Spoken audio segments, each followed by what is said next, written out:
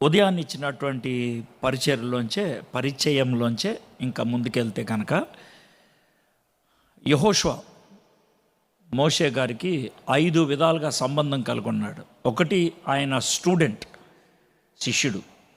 రెండోది, ఆయన సోల్జర్, సైనికుడు. మూడోది, ఆయన స్పై, వేగురువాడు. నాలుగోది, స్పిరిచువల్, ఆత్మీయమైన వ్యక్తి. ఐదోవాడు సబార్డినేట్, ఆయన ఎప్పుడు కూడా తగ్గి గురువుగారి దగ్గర జీవించేటువంటి వాడు. ఇది యెహోషువ. ఇప్పుడు యెహోషువ ఇప్పుడు దాకా తాను ఎప్పుడు గురువుగారు చెప్పినట్లు జీవించేవాడు, గురువుగారు చెప్పినట్లు ఆయన చేస్తూ ఉండేవాడు. లైఫ్ ఒక విధంగా సుఖంగా ఉండేది. ఎందుకనంటే గురువుగారే అన్ని నిర్ణయాలు తీసుకునేవాడు, ఈయన కేవలం దాన్ని కార్యాచరణలో పెట్టడమే. ఎప్పుడైనా ఎవరి కింద ఆయన పని చేయటం కొంతమందికి చిరాకు అనిపిస్తుంది, కానీ అదే సుఖం. ఎందుకనంటే మీరు ఎప్పుడైతే నాయకుడు అవుతారో మీరు బాధ్యత వహించాలి. ఇప్పుడు నేను క్వైర్ లీడర్ని అనుకోండి, పాటలు బాగాలేకపోతే నన్ను తిడతారు. క్వైర్ మెంబర్ని అనుకోండి, నేను బాగా పాడకపోయినా క్వైర్ లీడర్ని తిడతారు, నన్ను తిట్టరు. అవునా కదండి? ఎప్పుడు ఆయనకే డిఫికల్ట్. చాలామంది ఏమనుకుంటారు, నా సీట్లోకి ఎప్పుడు వెళ్తానో అనుకుంటారు. కానీ ఆ సీట్లోకి వచ్చిన తర్వాత అర్థం వచ్చి అబ్బాయి ఇక్కడికంటే అదే బాగుందిరా బాబు అని అనుకుంటారు. అది చాలా సమస్యతో కూడినటువంటి ప్రదేశంగా ఉంటుంది టు బీ ఎ లీడర్. అయితే యెహోషువ నాయకుడైపోయాడు. ఆయన నాయకుడైపోయిన తర్వాత ఆయన చాలా రకాలైనటువంటి ఇబ్బందులు ఎదుర్కొంటూ ఉన్నాడు. ఆ ఇబ్బందుల్ని ఏ విధంగా ఎదుర్కొన్నాడు అన్నదాన్ని మనం ఈరోజు తెలుసుకోవడానికి ప్రయత్నం చేద్దాం. మొదటి అధ్యాయం దేవుడు తనకి ప్రోత్సాహకరంగా మాట్లాడాడు. అయ్యా, మీ గురువుగారు మోషే గారికి ఎలా తోడుగున్నానో నీకు కూడా అలాగే తోడుకుంటాను. నువ్వు వాక్యాన్ని ధ్యానం చేసుకుంటూ కుడికి కానీ ఎడకి కానీ వెళ్ళకుండా చూడను. 2వ అధ్యాయంలో ఆయన గురువుగారిని అనుకరించి 2 వేగుల వారిని ఎరికో పట్టణానికి పంపించడం, వాళ్ళు మంచి వర్తమానం తీసుకురావడం జరిగింది. 3వ అధ్యాయంలో వరద వచ్చేసింది. ఈ వరదకి ఏం చేయాలో అర్థం కావట్లేదు. యోర్దాన్ నది దాటడం చాలా కష్టంగా ఉంది. దేవుడేమో మళ్ళీ కంగారు ఎందుకు పడతావు, మీ అయ్యగారికి ఎర్ర సముద్రం అడ్డొస్తే ఏం చేశాను నేను? అవును ప్రభా, ఇప్పుడు కూడా అదే జరుగుద్ది. నువ్వు పని చేయి, మందసాన్ని తీసుకొని 12 మందిని, ముందు 6 వెనకాల 6 మోసుకుంటూ వెళ్ళాలి. అందరూ కూడా 1 కిలోమీటర్ వెనక్కి వెళ్ళిపోవాలి. అందరూ చూడాలి, ప్రతి ఒక్కరు చూస్తూ ఉండాలి. చూస్తూ ఉన్నప్పుడు యోర్దాన్ నదిలోకి వీళ్ళు 12 మంది అడుగు పెడితే నీళ్లు ఒక్కసారిగా వెనక్కి వెళ్ళిపోయి ఏకరాశిగా నిలబడటం జరిగింది. అప్పుడు వాళ్ళు ఆరిన నేలను నడిచారు. 2 పనులు జరిగిపోయినాయి అప్పుడు. ఒకటి, యెహోషువకి ధైర్యం వచ్చింది, మా గురువు గారికి తోడుకున్నట్లు నాకు కూడా తోడుకున్నాడు. రెండోది, ఇశ్రాయేలీయులందరికీ ఒక విషయం తెలిసిపోయింది, మనం మోషే గారిని ఎలా గౌరవించామో యెహోషువ గారిని కూడా అలాగే గౌరవించాలి అనేసి. 3వ అధ్యాయంలో ఇన్స్ట్రక్షన్, 4వ అధ్యాయంలో ఇంప్లిమెంటేషన్. అంటే ఆయన ఏం చేయాలో చెప్పాడు 3వ అధ్యాయంలో, వాళ్ళు ఏం చేశారో వివరించారు 4వ అధ్యాయంలో. సో 1, 2, 3, 4 అయిపోయింది. 5వ అధ్యాయం వాళ్ళు యోర్దాన్ నది దాటి బయటకు వచ్చేసారు. బయటకు వచ్చిన తర్వాత దేవుడు ఏమంటాడంటే, అయ్యా, ఈ పిల్లలంతా కూడా ఎర్ర సముద్రం దాటినప్పుడు 19 ఏళ్ళు అంతకంటే చిన్నవాళ్ళు, లేకపోతే అరణ్యలో పుట్టినవాళ్ళు. అర్థమైందా? కాబట్టి పిల్లోళ్ళు అంటే మరీ పిల్లోళ్ళు కాదులేండి. ఇప్పుడు ఎర్ర సముద్రం దాటినప్పుడు 19 ఏళ్ళు అయితే ఇప్పుడు ఎంత ఉంటుంది? ఆడికి వయసు 69 ఏళ్ళు ఉంటాయి. అర్థమైందా? అంటే మీరు పిల్లోళ్ళు అంటే అందరూ షెడ్యూల్ వేసుకున్నారు అనుకోవద్దు. అర్థమైందా? 69 ఏళ్ళ వాళ్ళు కూడా ఉన్నారు. కాబట్టి ఏంటంటే వీళ్ళెవరికి కూడా సున్నతి లేదు. ఎందుకంటే వాళ్ళు ఐగుప్తు దేశం నుంచి బయటకు వచ్చినప్పుడు సున్నతి అవ్వలేదు. కాబట్టి వీళ్ళందరికీ సున్నతి చేపించు అని అన్నారు. అంటే మనోడు చేపించాడు. 40 రోజులు వాళ్ళకి టైం పట్టుద్ది. ఎందుకని? అది హీల్ అవ్వడానికి, అది బాగుపడడానికి. సో 40 రోజులు అయిపోయిన తర్వాత పస్కా పండుగ చెయ్యి అని అన్నాడు. చాలా కాలం తర్వాత వాళ్ళు దగ్గర 40 ఏళ్ళ తర్వాత మళ్ళీ పస్కా పండుగ చేశారు. పస్కా పండుగ చేసుకున్న తర్వాత మన్నా అయిపోయింది. ఇక మన్నా రాదు, ఈ నేలకు ఉన్నటువంటి భోజనాన్ని మీరు తినాలి అని చెప్పారు. ఇది పరిస్థితి. ఇప్పుడు తాను యుద్ధాల పరంపర మొదలవుతుంది. ఇక యుద్ధాలు చేయడం మొదలు పెట్టారు. ఇది ఆయన చేయాల్సిన పని. ఆయన 10 పట్టణ రాజుల్ని జయించాలి. 10 పట్టణ రాజుల్ని జయించాలి. ఒకవేళ నాకే కనుక అలాంటి అవకాశం వస్తే ముందు చిన్న రాజుని అటాక్ చేస్తాను, ధైర్యం వస్తుంది. అప్పుడు ఇంకొంచెం పెద్ద అది చేస్తాను. కానీ యెహోషువకి అలాగే ఎంపిక చేసుకోవడం లేదు పాపం. ఎందుకంటే మొట్టమొదటిగా ఆయన ఎదుర్కోవాల్సినటువంటి రాజు చాలా శక్తివంతమైన రాజు. ఎవరా రాజు? ఎరికో పట్టణానికి రాజు. అది పరిస్థితి అనమాట. పైగా నేను ఎరికో పట్టణం గురించి ఇందాక కొంచెం పొద్దున్న చిన్న పరిచయం ఇచ్చాను. ఎరికో పట్టణం ప్రపంచంలో అతి ఎక్కువ కాలం నుంచి మనుషులు ఉన్నటువంటి పట్టణం. మనుషులు 10,000 సంవత్సరాల చరిత్ర కలిగింది ఎరికో పట్టణం. అంటే అంతకంటే పురాతనమైన పట్టణాలు ఉన్నాయి. ఉదాహరణకి ఉర్ అనే పట్టణం ఉన్నది, అర్థమైందా? సుమేరియన్ పట్టణం అది. అక్కడే మన అయ్యగారు ఉండేవాడు, ఎవరు? అబ్రాం గారు, అర్థమైందా? అయితే ఆ పట్టణం మళ్ళీ మట్టిలో కలిసిపోయింది.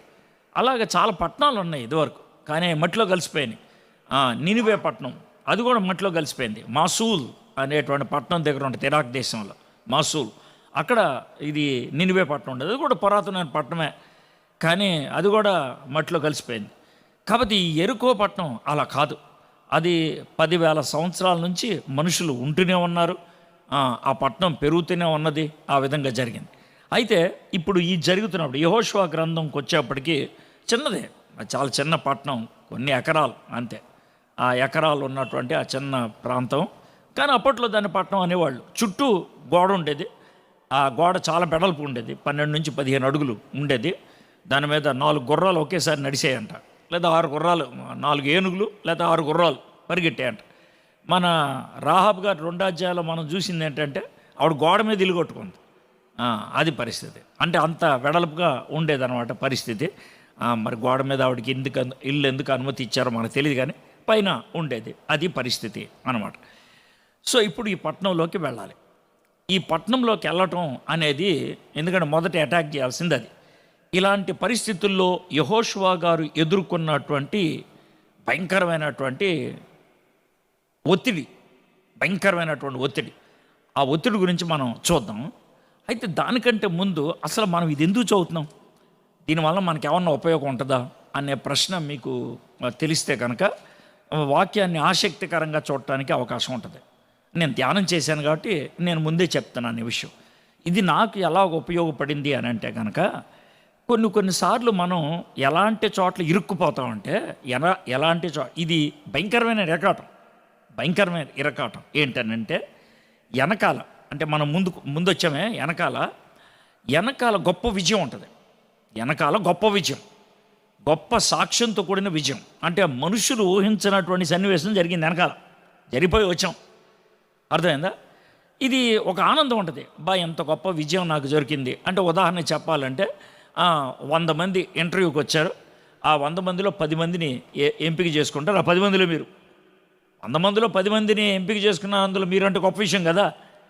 అలాంటిది అనమాట. ఒక రౌండ్ అయిపోయింది, అమ్మాయ అని ఒక ఆనందం ఉంటుంది.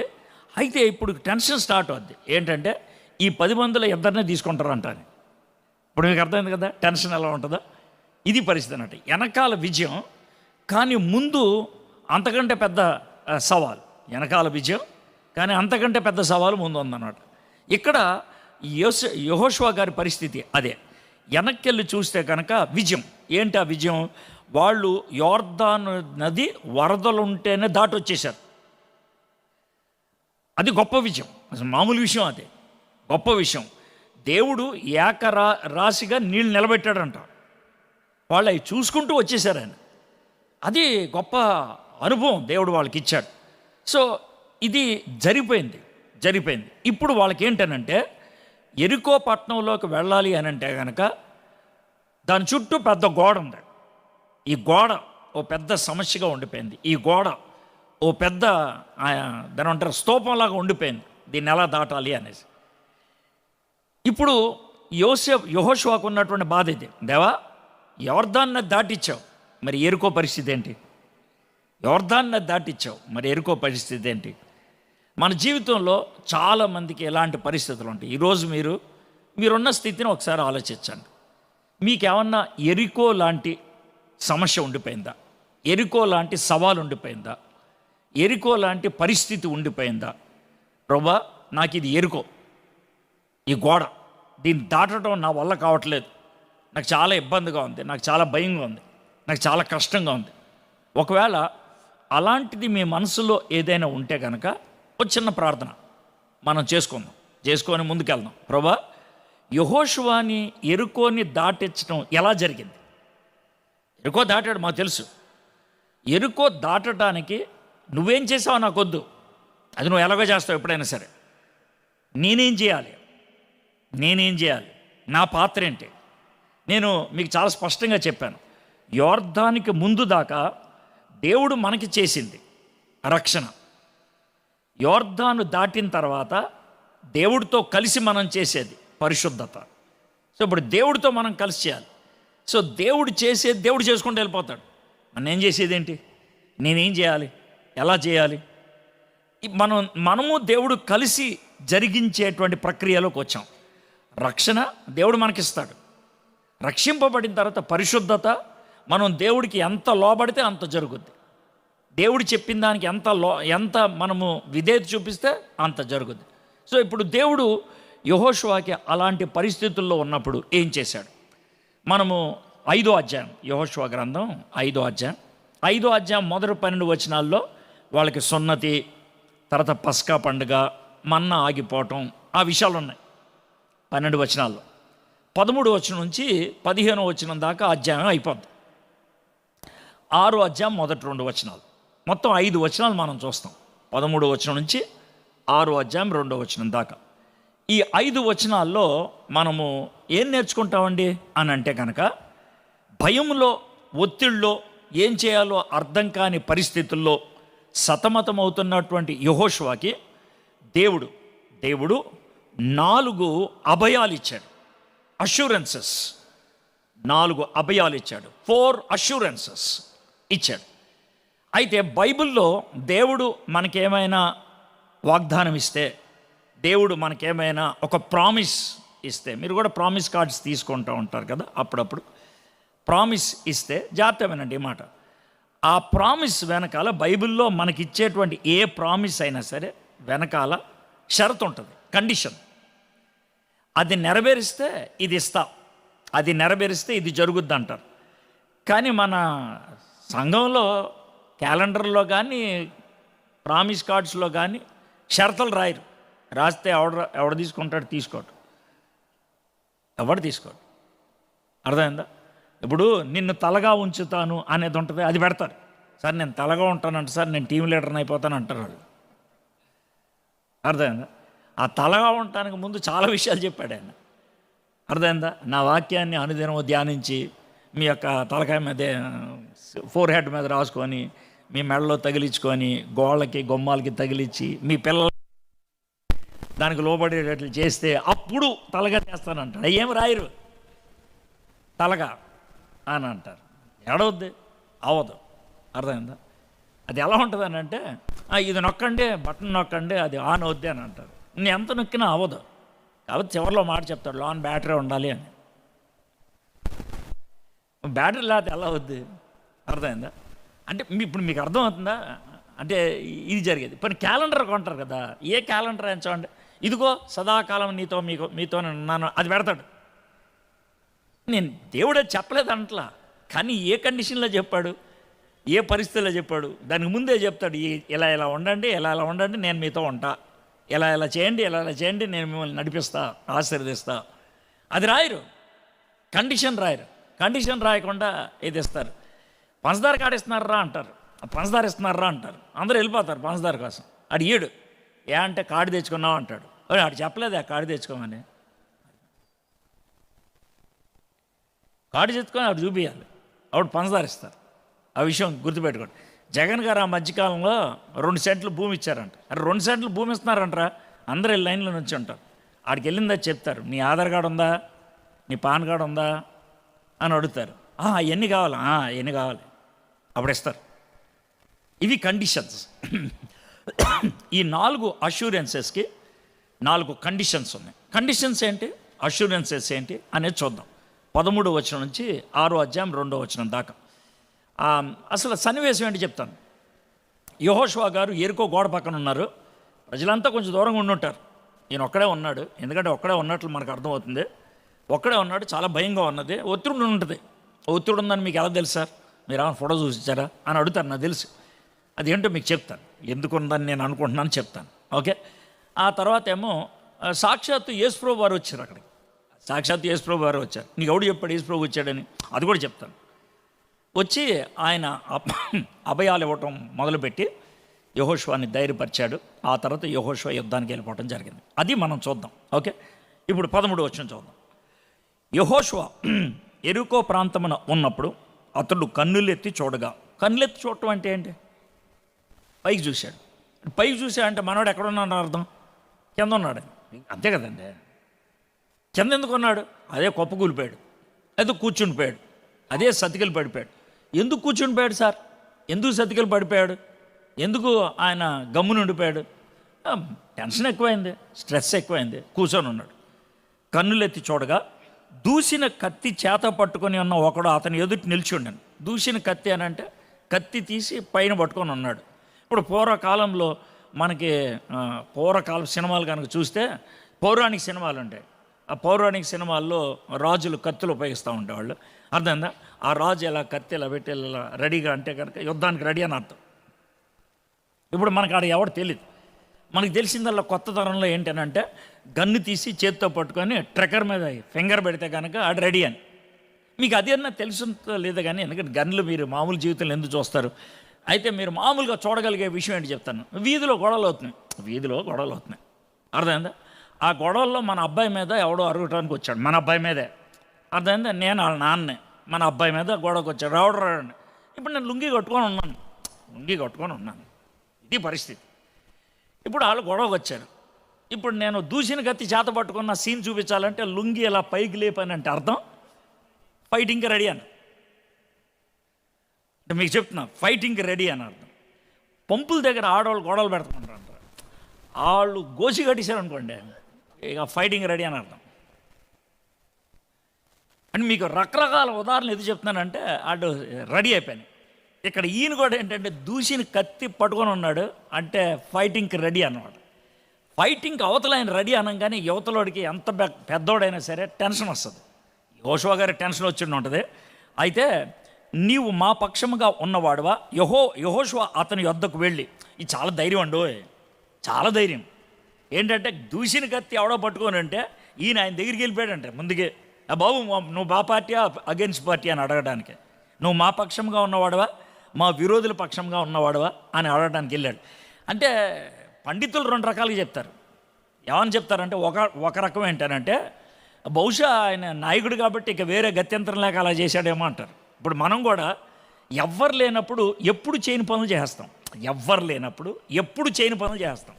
మీకు ఎవరు లేనప్పుడు ఎప్పుడు చేయని పనులు అంటే మీకు చెప్తా. అది పొరపాటున చేస్తూ ఉంటారు. పొరపాటున గొప్ప విజయాలు వచ్చేస్తూ ఉంటాయి. ఎలాగంటే మా పెద్ద పాపకి ఎలకంటే భయం. అయితే మా పెద్ద పాప చిన్న పాప ఇంట్లో ఉన్నప్పుడు మేము లేము. అప్పుడు ఎలకొచ్చిందంట. ఎలకొస్తే మా ఇంట్లో కుక్క ఉంది. ఆ కుక్కను తీసుకొచ్చి దాన్ని ర్యాట్ అంటే ఆ ఎలకను మొత్తానికి వేటాడుతుంది. అలా వేటాడితే ఎలక దాంట్లోంచి బయటకు వచ్చింది, ఒక ఎలక. ఇప్పుడు వీళ్ళు గంతులేస్తున్నారు, మా 2 పిల్లలు గంతులేస్తూ ఉన్నారు. ఈ గంతులేస్తూ ఉంటే జరిగిన విషయం ఏంటంటే, మేము వచ్చేవాడికి మా పెద్ద పాప ఏడుస్తుంది. జరిగిన విషయం ఏంటంటే ఆ గంతులేస్తున్నప్పుడు ఆవిడ కాలు కిందే ఎలకబడి చచ్చిపోయింది. అందుకు ఏడుస్తుంది ఆవిడ. మీకు అర్థమైందా? ఆవిడ వీరోచితంగా ఎలకనేం చంపలా, భయంతో చంపేసింది. మనం కొన్నిసార్లు అలా చేస్తూ ఉంటాం. కొంతమంది ఏమంటారంటే యెహోషువ ఇక ఆయన ఏం చేయాలో అర్థం కాక ఎవరు అని అన్నాడు అంటారు కొంతమంది. లేదు యెహోషువ ధైర్యవంతుడు, నాయకుడు కదా, ఆ ధైర్యంతో ఆ విధంగా అడిగాడంట. ఏదో ఒకటిలేండి, 2 చెప్పేశాను మీకు. ఏదో ఒకటి మొత్తానికి యెహోషువ గారు అడిగారు. ఇది సీన్ సెటప్ స్టార్ట్ అయింది. ఇప్పుడు 14 వచనం చూద్దాం. అతడు ఏం కాదు, నేను అగెన్స్ట్ పార్టీ కాదు, యెహోవా సేనాధిపతిగా నేను వచ్చి ఉన్నాను అన్నాను. యెహోవా సేనాధిపతిగా నేను వచ్చి ఉన్నాను. ఇది ఆయన చెప్పినటువంటి మొట్టమొదటి. యెహోవా సేనాధిపతిగా వచ్చి ఉన్నాను అని అన్నప్పుడు ఒక క్లారిటీ వచ్చేసింది మనకి. ఏంటది? ఆయన యెహోవా కాదు. నేను యెహోవాని అని ఉండేవాడు కదా, యెహోవా కాదు. యెహోవా పంపించాడు, నేను వచ్చా. యెహోవా సేనాధిపతిగా నేను వచ్చా. ఇది ఆయన చెప్తున్నటువంటి మాట. మరి ఎవరు వచ్చి ఉంటారబ్బా? ఇప్పుడు మోషే గారికి కనబడి నేను యెహోవాని అని చెప్పుకున్నాడు ఆయన. ఇక్కడ నేను యెహోవాని కాదు అంటున్నాడు ఆయన. మరి ఎవరు వచ్చి ఉంటారు? అయితే జాగ్రత్తగా వినండి. అసలు పాత నిబంధనలో దేవుడు ఎప్పుడైనా తన్ను తాను బయలుపరుచుకుంటే, దేవుడు తన్ను తాను ప్రత్యక్షపరుచుకుంటే దానికి ఒక పదం ఉంది. దాన్ని ఏమంటారంటే థియోఫెనీ అంటారు. థియో అంటే దేవుడు, గాడ్. ఫెనీ అంటే ప్రత్యక్షం అవటం. దేవుడు అబ్రహాంకి ప్రత్యక్షపరుచుకున్నాడు, తర్వాత మోషేకి, ఇలాగ చాలామందికి ప్రత్యక్షపరుచుకుంటూ ఉన్నాడు. దాన్ని థియోఫెనీ అన్నారు. అయితే కొన్ని సందర్భాల్లో మనకి స్పష్టంగా అర్థమయ్యేది ఏంటంటే థియోఫెనీ కాదు, అంటే దేవుడు కాదు వచ్చింది, యెహోవా కాదు వచ్చింది. మరి ఎవరు వచ్చారు సార్ అని అంటే 1-2 సందర్భాల్లో చాలా స్పష్టంగా అర్థమయ్యేది ఏంటంటే యేసయ్య వచ్చాడని. ఎవరో యేసయ్య. ఎలా వస్తాడు సార్? యేసయ్య అప్పటిదాకా పుట్టలేదు కదా. పుట్టలేదు ఆయన. యేసయ్య పుట్ల. మరి యేసయ్య పుట్టక ముందు ఎక్కడ ఉన్నాడు? దేవుడితో ఉన్నాడు. ఆది యందు వాక్యం ఉండను, వాక్యము దేవుని యొద్ద ఉండను, వాక్యము దేవుడే ఉండను కదా. ఆయన దేవుడి దగ్గర ఉన్నాడు. ఆయన దేవుడు, ఆయన దేవుడి దగ్గర ఉన్నాడు. ఆయన వచ్చాడు. ఇది ఒక సన్నివేశం. అంటే యేసు ప్రభు వచ్చాడు అంటానికి ఇది ఒక సన్నివేశం. ఇంకో సన్నివేశం కూడా చెప్పగలనండి, యేసయ్య వచ్చాడు అని అంటానికి. అది ఎక్కడంటే మనకి చాలా ఫేమస్, యెషయా గ్రంథం 6వ అధ్యాయం. యెషయా గ్రంథం 6వ అధ్యాయంలో రాజుగారు చచ్చిపోయిన తర్వాత మన యెహోషువ గారు, యెషయా గారు, ఆయన మందిరంలోకి వెళ్ళి మామూలుగా పరిచర్య చేద్దాం అనుకున్నప్పుడు ఆయనకి దేవుడు కనబడ్డాడు. సింహాసనం మీద కూర్చొని దేవుడు కనబడ్డాడు. ఒకవేళ కనుక ఇది మనకి బైబిల్ చెప్పకపోతే మన దేవుడు అనుకునేవాళ్ళం, యెహోవా అనుకునేవాడు. కాకపోతే ఆయన చెప్పాడు. ఎవరు? యేసుప్రభు వారు చెప్పారు. యోహాను సువార్త 12వ అధ్యాయం 39 నుంచి 42 దాకా ఉన్నటువంటి ఆ భాగం చూస్తే యేసయ్య గారు ఏమంటారంటే, అయ్యా ఆ రోజు యెషయా చూసింది నన్ను చూశాడు. కాబట్టి ఆ రోజు సింహాసనం మీద కూర్చొని యెషయా గారు కనబడింది ఎవరంటే యేసయ్య. సో ఈ విధంగా యేసయ్య ఈ లోకంలోకి మానవుడిగా రాకముందు తన్ను తాను ప్రత్యక్షపరుచుకుంటే దానికి ఒక పదం ఉపయోగించారు. ఏంటి ఆ పదం? క్రిస్టోఫెనీ. క్రిస్టోఫెనీ. ఇందాక థియోఫెనీ అన్నాను కదా. థియో అంటే దేవుడు, ఫెనీ అంటే ప్రత్యక్షం. మరి క్రిస్టోఫెనీ అంటే ఏంటి? క్రీస్తు ప్రత్యక్షపరచుకోవటం. ఇక్కడ జరిగింది క్రీస్తు ప్రత్యక్షపరచుకోవటం. అయితే క్రీస్తు ప్రత్యక్షపరచుకోవటంతో, అంటే నేను వచ్చానయ్యా అని చెప్పడంతో మొట్టమొదటి అభయం ఏంటి? ఆ అభయం, అయ్యా నువ్వు భయపడొద్దు, ఎందుకంటే నువ్వు ఒంట్రోడు కాదు. ఎందుకు ఒంట్రోడు కాదు? నేను నీతో ఉన్నాను. I am with you.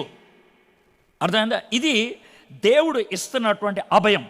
అయితే యేసుప్రభు వారు కేవలము యెహోషువకే ఇస్తాడా? మనకెవడా? మత్తయి సువార్త చివరి వచనం ఏముంది? 28వ అధ్యాయం 20వ వచనం, ఇదిగో యుగ సమాప్తి వరకు సదాకాలము నేను మీతో ఉన్నాను. మరి అది నెరవేరుతుంది కదా. అయితే ఒక్క మాట, నేను చాలా ఎరకాటం మనిషిని. ఏంటనంటే నాకు వచ్చిన సమస్య ఏంటనంటే, మీ అందరికీ యేసయ్య తోడుగా ఉన్నాడని నేను అనుకోను.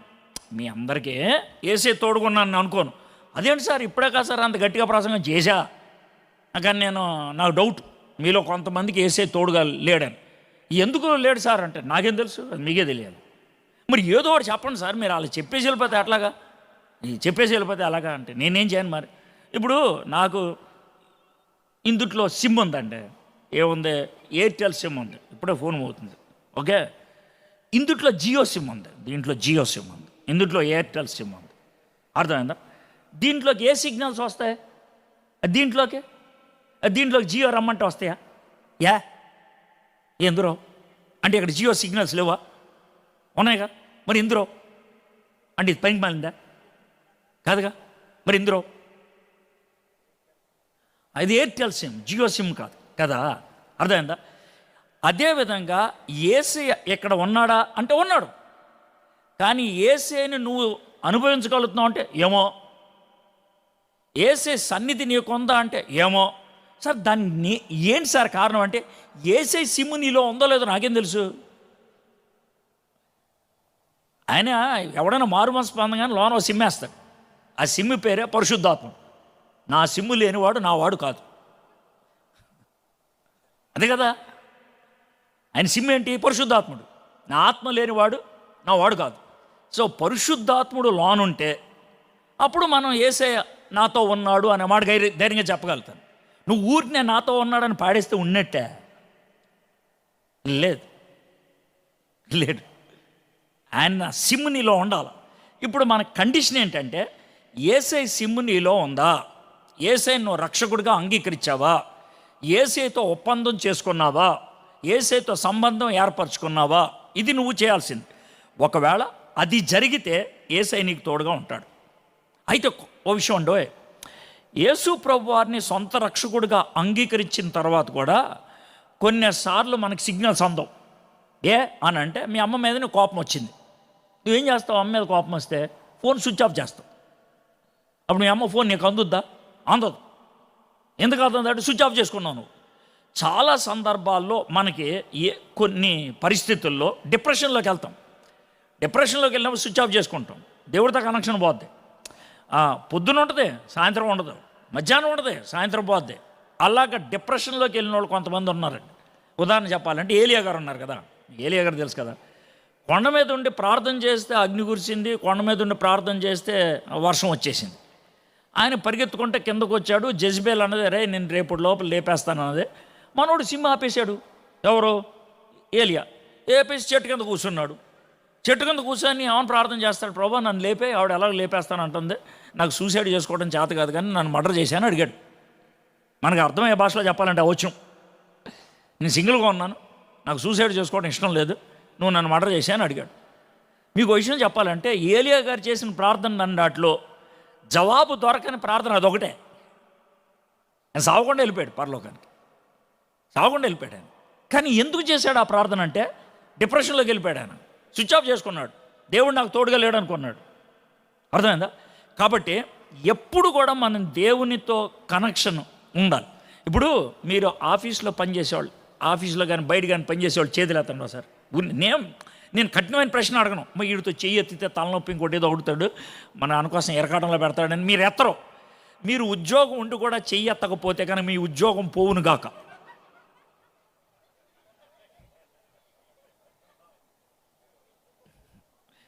ఉద్యోగం పనులు చేసే వాళ్ళందరూ చేతులు ఎత్తండి సార్. ఇప్పుడు చూడండి కొన్ని చేతులు లేచినాయి, మీకు అర్థమైనా?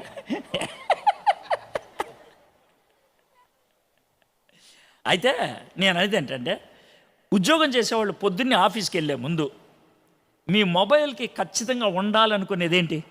ఛార్జింగ్ కదా. ఛార్జ్ చేసుకున్నా కదా మీరు వెళ్ళేది, లేకపోతే వెళ్తారా? వెళ్ళరు. ఒకవేళ బండి మీద వెళ్ళే వాళ్ళు అయితే బండిలో ఏముందో లేదో చూసుకుంటారు, పెట్రోల్ ఉందో లేదో చూసుకొని కదా వెళ్ళేది. బండిలో పెట్రోల్ ఉందో లేదో చూసుకుంటారు, మొబైల్లో ఛార్జింగ్ ఉందో లేదో చూస్తారు, టిఫిన్లో ఫుడ్ ఉందా లేదో చూస్తారు, హృదయంలో మనకి ఆ రోజుకి కావాల్సినటువంటి వాక్యం ఉందో లేదో చూసుకోరు. మరి దాన్ని ఏమనాలా? ఇప్పుడు తెలియని వాళ్ళు అంటే కనుక చెప్పొచ్చు సార్, తెలిసి చేయని వాళ్ళని ఏం చెప్పాలా, ఏమనాలా? అయ్యా రోజు పెట్రోల్ చూసుకోరా అని అడుగుతారు, రోజు ఛార్జింగ్ ఉందా లేదా చూసుకోరా అంటారు, అర్థమైందా? రోజు టిఫిన్లో ఫుడ్ తెచ్చుకోరా అంటారు. మరి అదేవిధంగా హృదయానికి కావాల్సినటువంటి వాక్యం ఉండాలి కదా. ఎందుకు ఉండాలంటున్నానంటే, జాగ్రత్త అన్నట్టు, డిప్రెషన్ అనేది ఏ క్షణమైనా రావచ్చు, మీకు ఛాలెంజ్ అనేది ఏ క్షణమైనా రావచ్చు. మీరు ఆఫీస్కి వెళ్తారు, ఒకవేళ హృదయంలో వాక్యం లేదు, ఉండాల్సినటువంటి ధైర్యం మీకు లేదు, ఒక కఠినమైన పరిస్థితి వచ్చింది, మీ కొలీగ్ ఏదో మాట అన్నారు, మీ బాస్ ఏదో మాట అన్నారు, లేదా ఒక జాబ్ సరిగ్గా జరగలేదు, తిట్టారు నిన్ను, నువ్వు డిప్రెషన్లోకి వెళ్ళిపోతావు. డిప్రెషన్లోకి వెళ్తే వచ్చిన ప్రాబ్లం ఏంటంటే, యేసయ్య స్విచ్ ఆఫ్ అవుద్ది. అది వచ్చింది తలనొప్పి. స్విచ్ ఆఫ్ అయితే డేంజర్. ఎందుకు సార్ డేంజర్ అంటే, నీ సిమ్ స్విచ్ ఆఫ్ అయిపోయింది అని ఫస్ట్ గమనించేది ఎవడో తెలుసా? ఎవడాడు? సాతానుగాడు. వీడికి స్విచ్ ఆఫ్ అయిపోయింది సిమ్, ఇదే మనకు టైం అనుకొని ఆడప్పుడు వచ్చి లేనిపోయిన ప్రశ్నలు పెడతాడు. ఇప్పుడు ఏలియా ఉన్నాడు కదా, కొండ మీద రాజుగారు 850 మంది ప్రవక్తలు ఉంటారు, ఎవడరా రండిరా చూసుకోండి అన్నవాడు, మీ దేవుడు పడుకొని నిద్రపోతున్నాడేమో, పడుకోకుంటున్నాడేమో అని ఎన్ని ఎటగారపు మాటలు అన్నవాడు, కిందకు వచ్చిన తర్వాత ఒక అమ్మాయి, ఒక స్త్రీ నిన్ను లేపేస్తానరా అని అంటే మనోడు పారిపోయాడంటే ఏం చెప్పాలా? అప్పుడు వచ్చిన ధైర్యం ఇప్పుడు ఎందుకు లేదు? స్విచ్ ఆఫ్ చేసాడు మనోడు, కనెక్షన్ లేదు, దాంతో మనోడు ఎలగట్లా. కాబట్టి ఎప్పుడు మనం గుర్తుపెట్టుకోవాల్సింది ఏంటంటే, దేవుడు మనల్ని విడిచిపెట్టి వెళ్ళడం, కానీ ఎక్కువసార్లు మనమే విడిచిపెడతాం దేవుడిని. మీకు అర్థమవుతుందంటే, దేవుడు మనల్ని విడిచిపెట్టడు, మనమే దేవుడిని విడిచిపెడతాం, మనమే దేవుడితో కట్టి పెట్టుకుంటాం, మనమే దేవుడి నుంచి దూరం అయిపోవడానికి ఇష్టపడతాం. ఇది మనం చేసేటువంటి పని. కాబట్టి కండిషన్, దేవుడితో నా సంబంధం సరిగ్గా ఉందా లేదా, నా సహవాసం సరిగ్గా ఉందా లేదా, అప్పుడు ఆయన ఇచ్చేటువంటి వాగ్దానం, అయ్యా నువ్వు ఒంటరోడు కాదు, నేను నీతో ఉన్నాను అనేటువంటి మాట. నెక్స్ట్ 14 వచనం, అతడు కాదు, యెహోవా సేనాధిపతిగా నేను వచ్చి ఉన్నాను అనెను.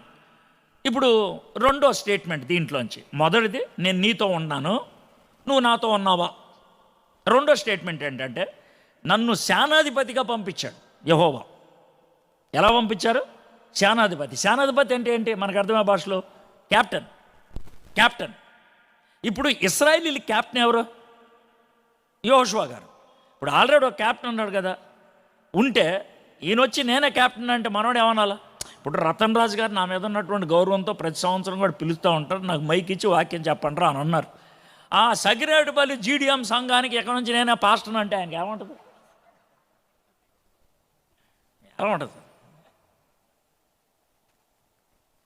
ఆయనకి అక్కడే ఉండి టకటక కొట్టేసుకుంటూ ఉంటుంది. బాబోయ్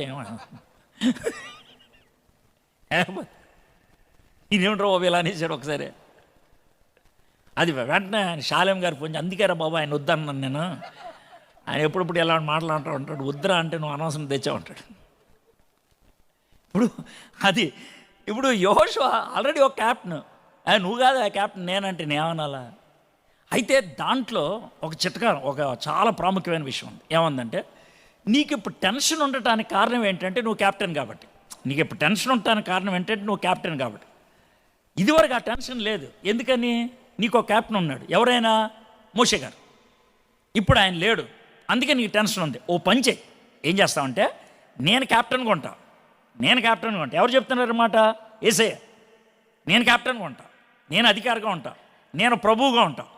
మరి నేనేం చేయాలి ప్రభా? ఏం చేయొద్దు, 2 పనులు చేయి. ఒకటి కనెక్షన్లో ఉండు, రెండోది కమిట్ అయి ఉండు.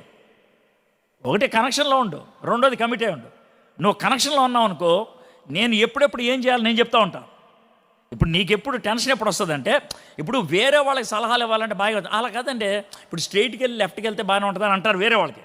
నువ్వు వెళ్ళాల్సి వచ్చింది అనుకో, లెఫ్ట్కి వెళ్తే వస్తుంది అంటావా, రైట్కి వెళ్ళాలేమో. మనం వెళ్ళాల్సి వస్తే ఎన్ని ప్రశ్నలు వేస్తాం. కానీ వేరే వాళ్ళు అయితే పర్లా. ఇప్పుడు పక్కింటి వాళ్ళు బాబు బడికి వెళ్తున్నప్పుడు ఏడుస్తున్నారు అనుకోండి, అంతేలేండి మొదటి 4 రోజులు ఏడుస్తారంటారు. మీ పిల్లవాడు ఏడుస్తుంటే మీరు కూడా ఏడుస్తారు, ఏడలేదా? చాలామంది ఏడ్చారే. అది విషయం.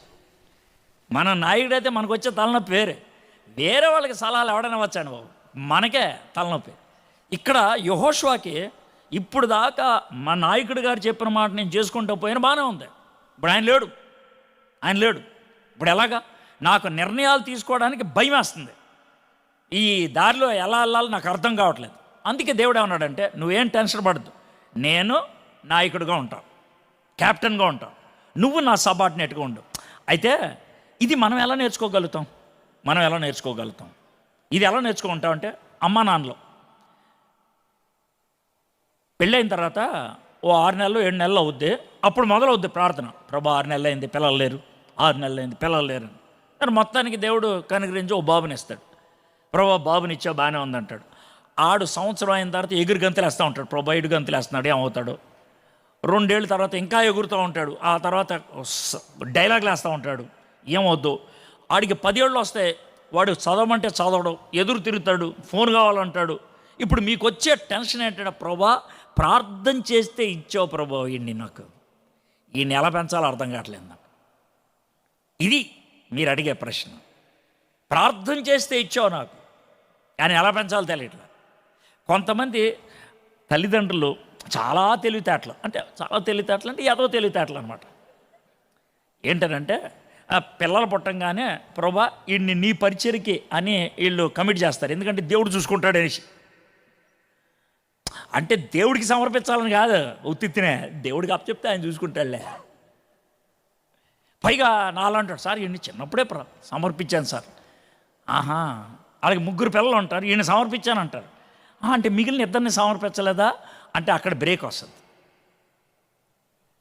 అట్లా అది కాదమ్మా, నువ్వు చెప్పావు ఈయన్ని సమర్పించావు, వాళ్ళ గురించి చెప్పలా అంటే వాళ్ళు సమర్పించలేదా అంటే వాళ్ళని ఎవరు వాడతావు? ఈయన దేవుడికి వాళ్ళని దెయ్యానికే? అట్లా కాదు. మరి ఎట్లాగా? దేవుడు మనకి ఇచ్చిన పిల్లలందరూ కూడా ఎవరికి వాడాలి? మనం దేవుడికే. ఆడ పాస్టర్ అవుతాడా లేకపోతే పోస్ట్ మ్యాన్ అవుతాడా? ఏదన్నా అని అండి, దేవుడి కోసం ఉండాలండి. సో పిల్లలు ఎలా పెంచాలో నాకు తెలియట్లేదంటే దేవుడిని అడిగితే ఏమంటాడు తెలుసా? నేను నీ పిల్లల్ని పెంచుతా, నువ్వు పని చేయి, నువ్వు నాతో కనెక్షన్లో ఉండు, ఏ రోజు ఏం చెప్పాలి, ఏ రోజు ఎలా వ్యవహరించాలి నేను చెప్తా, నేను చెప్పిన దాన్ని నువ్వు కమిట్ అయిపోవాలా. కనెక్షను, కమిట్మెంటు దేవుడు మనకి ఇచ్చే కండిషను. నాయకుడిగా ఉండటం అనేది ఆయన చేసేటువంటి పని. ఎంత బాగుందో చూడండి. ఇప్పటికి 2 పాయింట్లు వచ్చినాయి. ఒకటి, ఆయన మనతో ఉంటాడు. 2, ఆయనే నాయకుడిగా ఉండి నడిపిస్తాడు. ఆయనే నాయకుడిగా ఉండి. ఇక 3వది చూద్దాం. 14 వచనం. అతడు కాదు, యెహోవా సేనాధిపతిగా నేను వచ్చి ఉన్నాను. యెహోషువ నేల మట్టుకు సాగిలపడి నమస్కారం చేసి, నా ఏలినవాడు తన దాసులకు సెలవిచ్చినదేమని అడిగాను. ఇది ఇంకొక ఖచ్చితమైన రుజువు, వచ్చింది దేవదూత కాదు అని. దేవదూతలు వచ్చారు కొన్నిసార్లు, దేవుళ్ళలాగా వచ్చేసారు పాపం వాళ్ళు. అంటే వీళ్ళు అనుకున్నారు దేవుళ్ళలాగా. ఒకసారి యోహాన్ గారు కాళ్ళ మీద పడిపోయాడు, దేవదూత కాళ్ళ మీద. లే నేను కూడా నీలాగా సేవకుడినే, నా కాళ్ళ మీద పడద్దు అని అన్నాడు. ఇక్కడ అలా అనలేదు. ఎందుకు అనలేదంటే వచ్చింది దేవుడే, కానీ వచ్చింది యెహోవా కాదు. వచ్చింది దేవుడే, వచ్చింది యెహోవా కాదు. దీంతో మనకు అర్థమవుతుంది యేసయ్య దేవుడు, అందుకే సాగిలి పడితే ఒప్పుకున్నాడు. ఆరాధనకు యోగ్యుడు దేవుడు ఒక్కడే. ఆ విధంగా ఆరాధించటానికి మనల్ని అనుమతించేది దేవుడు ఒక్కడే. అది చేశాడు. తర్వాత ఏమంది? అందుకు యెహోవా సేనాధిపతి, నీవు నిలిచి ఉన్న ఈ స్థలము పరిశుద్ధమైనది, నీ పాదరక్షలను తీసివేయమని యెహోషువతో చెప్పగా యెహోషువ అలా చేశాడు. ఇప్పుడు ఒకటి మెయిన్ పాయింట్ కాదు ఇది, కానీ తలకాయ నొప్పి మన వాళ్ళందరికీ ఉంటుంది. దాన్ని ఒకసారి తీసి పడేస్తే అప్పుడు మెయిన్ పాయింట్లోకి వెళ్దాం. మెయిన్ పాయింట్ కాదు, చిన్న పాయింట్ ఇది, అసలు విషయం కాదు, కానీ ఊరినే చెప్పేస్తున్నాను. ఎందుకంటే దీని గురించి వాదించుకుంటూ ఉంటారు. సార్, ఇప్పుడు మనం దేవుని సన్నిధిలోకి వెళ్ళినప్పుడు చెప్పులు వేసుకోవచ్చా, వేసుకోకూడదా? ఇది పెద్ద ప్రశ్న. అర్థమైందా? మరి ఇక్కడ యెహోషువతో చెప్పులు తీసే అన్నాడు, తర్వాత మోషే గారితో చెప్పులు తీసే అన్నాడు, కాబట్టి మనం చెప్పులు తీసేయాలా అని అంటే, చెప్పులు వేసుకోవటం, చెప్పులు తీసేయటం అనేది నేను ఒక మాట సాంస్కృతిక పరమైంది అన్నాం అనుకోండి. కొంతమంది గొడవ పెడతారు, వేసి గొడవ పెడతారు. దేవుడు తీసామన్నాడు, దేవుని పెడలాం. ఏమంటలేదు సార్, నేను ఒక మాట చెప్పాను. మరి దేవుడు మోషేతో మాట్లాడినప్పుడు, యెహోషువతో మాట్లాడినప్పుడు ప్రతిసారి చెప్పులు తీశారా? ప్రతిసారి తీశారా? ఉన్నదా అలాగా? తీశారేమో అంటారు, నాకు తెలిసి తీశారేమో. ఇప్పుడు 40 సంవత్సరాలు దేవుడు నడిపించాడు కదా, ఎక్కడ అరణ్యంలో నడిపించినప్పుడు దేవుడు ఎక్కడున్నాడు? ఆయన మేఘంలో ఉన్నాడు కదా, మేఘం నెత్తి మీదగా ఉంది. దేవుడు ఎక్కడున్నట్టు? నెత్తి మీదే కదా. మరి అప్పుడు వీళ్ళు ఏం చేయాలి? కింద ఉన్నవాళ్ళు చెప్పులు తీసేయాలి కదా.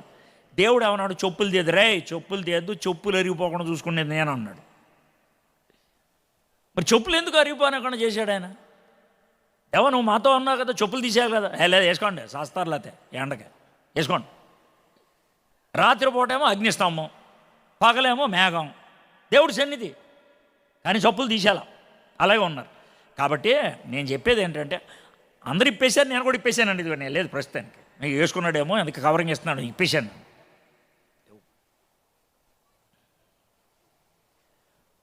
అర్థమైందా? అందరూ వేసుకుంటే నేను కూడా వేసుకుంటాను. ఇప్పుడు కొన్ని దేశాలు వెళ్తూ ఉంటాం కదా, బాగా చలి ప్రాంతం ఉంటుంది. మొన్నే స్కాట్లాండ్, ఐర్లాండ్ వెళ్ళాను. క్రిస్మస్ మీటింగ్కి వెళ్ళింది హెబ్రోన్కే. ఎక్కడికే? హెబ్రోన్ చెప్పులు వేసుకుంటాడా? పొరపాటున వేసుకోడు. న్యూ ఇయర్ రోజు -7 డిగ్రీలు ఉంది, -7 డిగ్రీలు. అర్థమైందా? బయట మామూలుగా నీళ్లు పెడితే కొద్దిసేపు బాటిల్లో నీళ్ళు ఐస్ అయినాయి. మామూలుగా బయట పెడితే, ఫ్రిడ్జ్లో కాదు, బయట. అది పరిస్థితి. ఆ నీళ్ళు తాగితే నా గొంతుపోయింది, అది పరిస్థితి. అయితే నేను సర్వీస్కి చెప్పులు ఇప్పేసి వస్తే పాస్టర్ గారు, అర్థమైందా, ఆయన ఏమన్నారంటే, సార్ చెప్పులు వేసుకోండి సార్ అని. సార్ పర్లేదు వేసుకోండి సార్, చెప్పులు లేకపోతే పోతారు సార్ మీరు అన్నాడు. అది పరిస్థితి. సాక్స్ వేసుకొని, షూస్ వేసుకొని వాక్యం చెప్పా, లేకపోతే చచ్చిపోతాం. అందుకని ఓ పని చేయకూడదు. సార్ స్కాట్లాండ్లో చెప్పులు వేసుకున్నారు కాబట్టి నేను ఎక్కడ వేసుకుంటా అనొద్దు. ఎక్కడ చెప్పులు ఇప్పేశారు కాబట్టి నేను స్కాట్లాండ్లో ఇప్పేస్తాను అనొద్దు. అక్కడ ఏముంటే అది చేయండి. దానికి పెద్ద సింగనాదం చేయదు. అందరూ ఇప్పేస్తే నువ్వు కూడా ఇప్పేయి, అందరూ వేసుకుంటే నువ్వు కూడా వేసుకో. దానికి ఒక పెద్ద సమస్య ఎందుకు మనకి? అర్థమైందా? అయితే మన యొక్క పవిత్రత చెప్పుల మీద ఆధారపడలేదు, చెప్పులు తీసేయటం చెప్పులు వేసుకోవటం మీద లేదు. మన యొక్క పవిత్రత అంతా దేవుడి మీద ఉంది. దేవుడిని నువ్వు గౌరవించినప్పుడు చెప్పులు తీసేస్తావా, ఇంకేమన్నా తీసేస్తావా, నీ ఇష్టం, అది నీ ఇష్టం. అర్థమైంది? ఇప్పుడు దాని అంటారు, శాలేం గారు సడన్గా మా ఇంటికి వచ్చారు అనుకుందాం, నేను షర్ట్ టిప్ వేసి కూర్చొని ఉన్నాను. శాలేం గారు వచ్చారు, షర్ట్ టిప్ వేసుకొని కూర్చొని ఉన్నాను సరదాగా. ఈలోగా శాలేం గారు వస్తే నేను గౌరవంగా చేసే పని అంటే ఇలాగే వెళ్తానా? వెళ్ళను. వీలైతే షర్ట్ వేసుకుంటా, షర్టు దొరకకపోతే టవల్ వేసుకుంటా మీద. అవునా కదా? ఎందుకది? ఆయన మీద గౌరవం. అదే దీనికి బైబిల్లో ఏమన్నా ఉందా? లేదు. ఉన్న విషయం అది. దానికి అంత పొడుగు తీసుకునేది ఏముంది? అయితే ఈ చెప్పుల మీద మన ధ్యాస పెట్టేసి అసలు ధ్యాసను వదిలి వాడేసాం. అసలు ఇందులో మనం నేర్చుకోవాల్సిన పాఠం ఏంటంటే, చూడండి ఆయన ఏం చెప్తున్నాడు. అందుకు యెహోవా సేనాధిపతి, నీవు నిలిచి ఉన్నటువంటి ఈ స్థలము పరిశుద్ధమైనది, నీ పాదరక్షలను తీసివేయమని యెహోషువతో చెప్పగా, యెహోషువ ఆ స్థలం ఎందుకు పరిశుద్ధమైనది? 2 కారణాలు నాకు కనబడతాయి. ఒకటి, అది పరిశుద్ధమైనది ఎందుకైందని అంటే, ఇప్పుడు మనం కొన్నిసార్లు డైలాగులు వేస్తాం. ఎలా అంటే, సార్ మీ రాకతో మా ఇల్లు పావనమైందని. అవును కదా? మీ రాకతో ఏమంటే ఒక అడుగు పెట్టాలని సార్ అని అంటారు. ఎందుకు? కొంచెం ధూళి వదిలిపెడతానుగా కాదు. అక్కడ అడుగు పెట్టంగానే మనకున్నటువంటి ఒక ఫీలింగ్, ఆయన సేవకుడు, ఆయన రావటంతో మాకు కొంచెం తృప్తి. దేవుడు పరిశుద్ధుడు కాబట్టి ఆయన వచ్చిన ఏ స్థలమైనా ప్రత్యేకంగా ప్రత్యక్షమైతే అది పరిశుద్ధమైందే. ఆయన పరిశుద్ధుడు. ఇది నెంబర్ 1. రెండోది, ఇది పరిశుద్ధమైనది అని ఎందుకు అన్నాడనంటే, ఎక్కడైతే యెహోషువ యేసు ప్రభువును కలుసుకున్నాడో అక్కడే వాళ్ళు యెరికో మీద విజయాన్ని సాధించే ప్రదేశం. యెరికో మీద విజయం సాధించాలని జాబ్ ఎవరిచ్చారు? దేవుడిచ్చాడు. విజయాన్ని ఎవరిచ్చారు? దేవుడిచ్చారు. జాబ్ ఇచ్చింది ఆయనే, విజయం ఇచ్చింది ఆయనే. That is why that place is called holy. ఇప్పుడు దీన్ని నేను ఎట్లాగా నా జీవితానికి ఆపాదించుకుంటాను అని అంటే, ఇందాక ఎవరైతే చేతులు ఎత్తారో, అర్థమైందా? నేను ఉద్యోగాలు ఉన్నాయి అంటే చేతులు ఎత్తాను వాళ్ళు అంతా ఉద్యోగాలు లేని వాళ్ళు అనుకుంటాను నేను. అంటే మామూలుగా మన భాషలో పని పాట లేని వాళ్ళు అని. నేను ఇందాకే చెప్పాను కదా, మీరు మర్యాదగా చేయెత్తితే బాగుంటుంది, లేకపోతే మీకు తర్వాత సిగ్గుదేస్తానన్నాను. ఇక మొదలవుతుంది. మీరు పని పాట లేని వాళ్ళు అన్నమాట. అందుకే మీరు చేతల, లేదా బద్దకొస్తులేమో, చెయ్యి కూడా అందుకే ఎత్తలేదేమో. అర్థమైందా? ఏదేమన్నప్పటికీ మీరు వంట చేయరా, ఇంట్లో పిల్లల్ని పెంచరా, అది మీ పని కాదా? మరే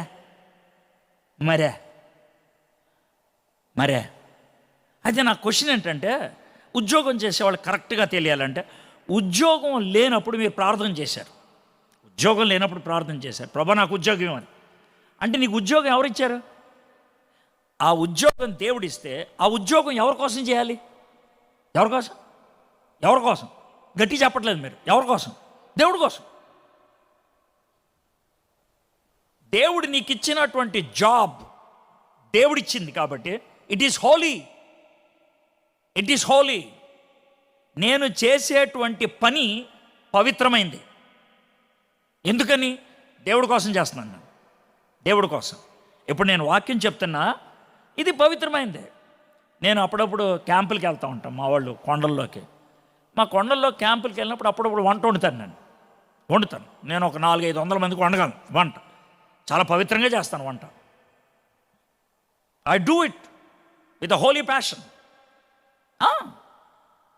దాంట్లో ఎటువంటి అనుమానం లేదు. ఊడుస్తాను అప్పుడప్పుడు.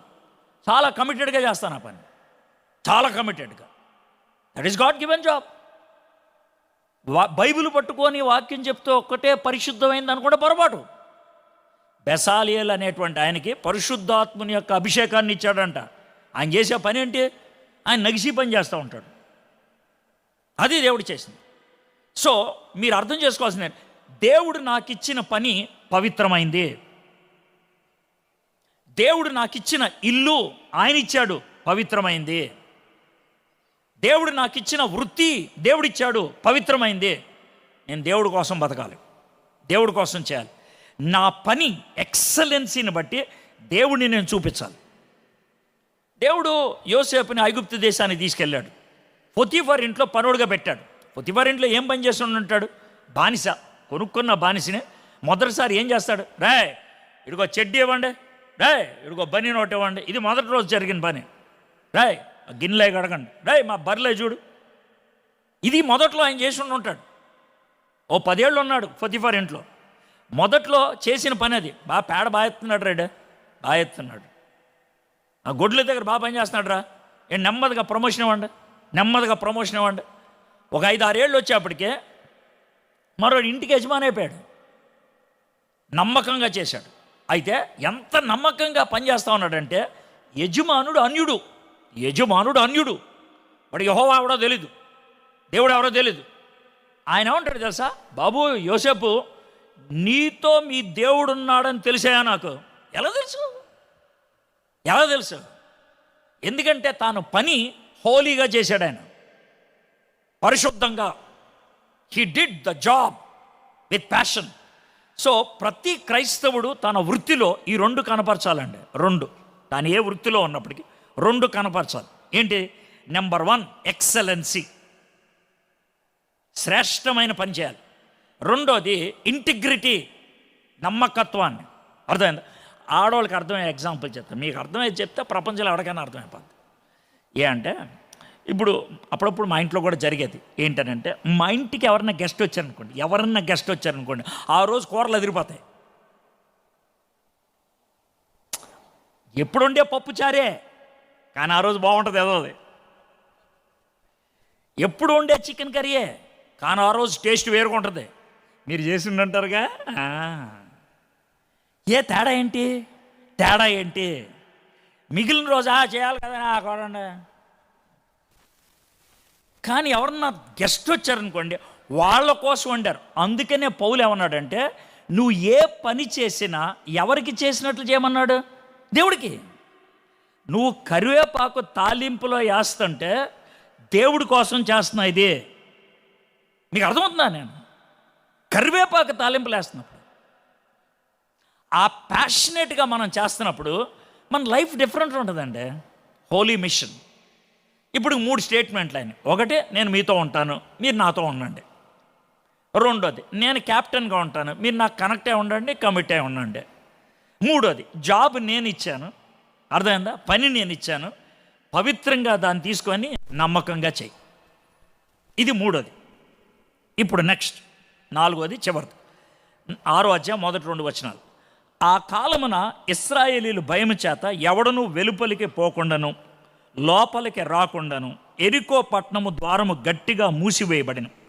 అప్పుడు యెహోషువతో ఇట్లనెను, చూడుము, నేను ఎరుకోను దాని రాజును పరాక్రమము గల శూరులను నీ చేతికి అప్పగించుచున్నాను. తెలుగులో అప్పగించుచున్నాను అని ఉంది. ఇంగ్లీష్లో అయితే కనుక ఐ హ్యావ్ గివెన్ అని ఉంటుంది. ఇంగ్లీష్ బైబిల్లో ఐ హ్యావ్ గివెన్. గ్రామర్లో ఐ హ్యావ్ గివెన్ అనే మాట ఎప్పుడు ఉపయోగిస్తారంటే భూతకాలం అయిపోయింది, నేను ఇచ్చేసా. చాలా స్పష్టంగా. ఇది 4th అష్యూరెన్స్ అనమాట.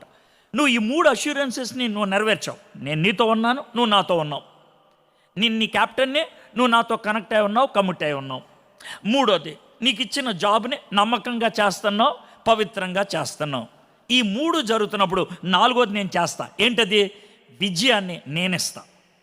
విజయాన్ని నువ్వు సంపాదించవు, విజయాన్ని నువ్వు సాధించవు, నేను ఇస్తాను. విజయాన్ని బైబిల్ విజయం అని చెప్పదు. విజయాన్ని బైబిల్ ఏమంటుంది అంటే ఫలం అంటుంది. ఫలం. ఇప్పుడు 2 రకాలైన ఫలాలు ఉంటాయి మనకి. డిసెంబర్ నెలలో ఒక రకమైన ఫలాలు చూస్తాం. చాలామంది ఇళ్లలో ఉంటాయి ఫలాలు డిసెంబర్ నెలలో.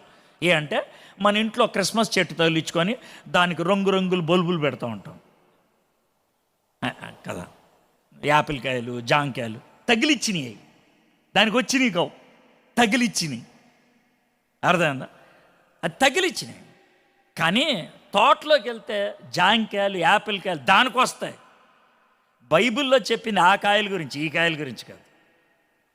ఇది డెకరేషను, అది ఫ్రూటు. కాబట్టి ఫ్రూటు మనము చెట్టుకు నీళ్లు పోస్తే అది ఇస్తుంది. అదేవిధంగా మన జీవితానికి ఫ్రూటు దేవుడు చెప్పినట్లు మనం చేస్తే ఆయన ఇచ్చేది. ఫ్రూటు అందరికీ ఒకలాగే ఎవడ ఫ్రూట్ ఆడికి వస్తాడు. అదేంటి సార్ ఎవడ ఫ్రూట్ ఆడికి ఇస్తాడంటే, అరటి చెట్టుకి ఓ ఫ్రూట్ ఇస్తాడు, కొబ్బరి చెట్టుకు ఇంకో ఫ్రూట్ ఇస్తాడు. ఇప్పుడు అరటి చెట్టుకి ఎన్ని గెలలు వస్తాయి? ఒకటే, రెండోది రాదా? గెల వచ్చిందో బాగా నీళ్ళు పోస్తే వస్తాయా? రావు. ఎవడు రావు. సార్ ఇది మంచి గెల వేసింది సార్, అందుకే యూరియా వేస్తున్నానంటే బుద్ధి ఉందా లేదా అంటారు. అంటే అరటి చెట్టుకు ఒక గెల వస్తుంది, రెండోది రాదు. మరి ఏం చేయాలి? దాన్ని ఎరగొట్టేస్తే పక్క నుంచి వస్తాయి. ఇది అరటి చెట్టు. కొబ్బరి చెట్టు అలా కాదు, సంవత్సరానికి 5-6 కాపులు వేస్తుంది. ఏమంటే అరటి చెట్టు చూసి కొబ్బరికాయలు ఒకటే వస్తుంది అనుకుంటే, కొబ్బరి చెట్టు చూసి సంవత్సరానికి 6 గెలలు రావాలంటే రావు. అందుకే వేరే వాడిని చూసి ఆడిలాగా నేను ఉండాలనుకోవద్దు. ఎవడి కాయ ఆడిది, ఎవడ ఫలం ఆడితే. అర్థమైందా? ఇప్పుడు నా జీవితంలో ఫలం ఇదేనేమో, నీ జీవితంలో ఫలం అదేమో.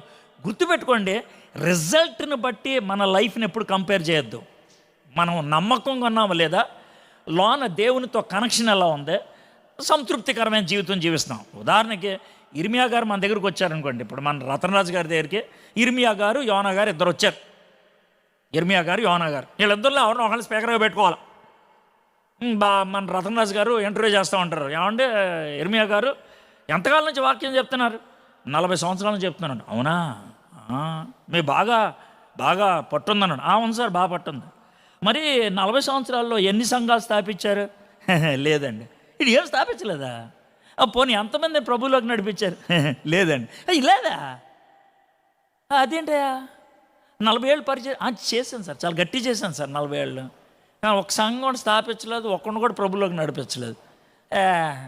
ఈయన పక్కన నుంచి మీ పేరేంటి సార్? నా పేరు యోనా సార్. పరిచయలో ఉందా? పర్లేదు సార్, ఓ మాదిరి ఉంది. బాగా పరిచయం చేస్తారు? చేస్తాను సార్. సార్ నేను ఒకసారి వాక్యం చెప్పాను సార్, పెద్ద ఎక్కువేం చెప్పలేదు, పొద్దున్న సాయంకాలం దాకా వాక్యం చెప్పాను. అంతేనా? పొద్దున్న సాయంకాలం చెప్పా అంటే జస్ట్ రోడ్డు మీద చెప్పుకుంటూ వెళ్ళాను సార్. ఏమైంది? 1,20,000 మంది చేతులు ఎత్తి సార్. అమ్మా సూపర్రా బాబు, రే యోనాని పిలిచేయండి, పెద్ద పోస్టర్ వాడు వేసేయండి, కట్అవుట్. మీకు అర్థమవుతుందండి? నేను ఎటకారంగా చెప్తున్నాను, కానీ మీకు ఇది కూడా ఎక్కపోతే నేను ఏం చేయలేను. రిజల్ట్ని బట్టే మనం ఆడు గ్రేటు, ఇటు సెలబ్రిటీ, చాలామంది పిలుస్తున్నారా, ఇటు బాగుంటుంది, మనం పిలిచేయండి. ఈ ఏరియాలో పోస్టర్లు చూస్తూ ఉంటాను కదా, సగం మంది పనికి మాలిన ఎదవలో పోస్టర్లో ఉన్నవాళ్ళు. సారీ అలా మాట అన్నందుకు. ఎందుకన్నాను తెలుసా? నేను పోస్టర్లో కనబడలే, కొంతమంది యేసుప్రభుని దేవుడని నమ్మరు, అని చర్చోళ్ళు పిలుస్తున్నారు. మరి కోపం రాక ఏం వస్తుందండి?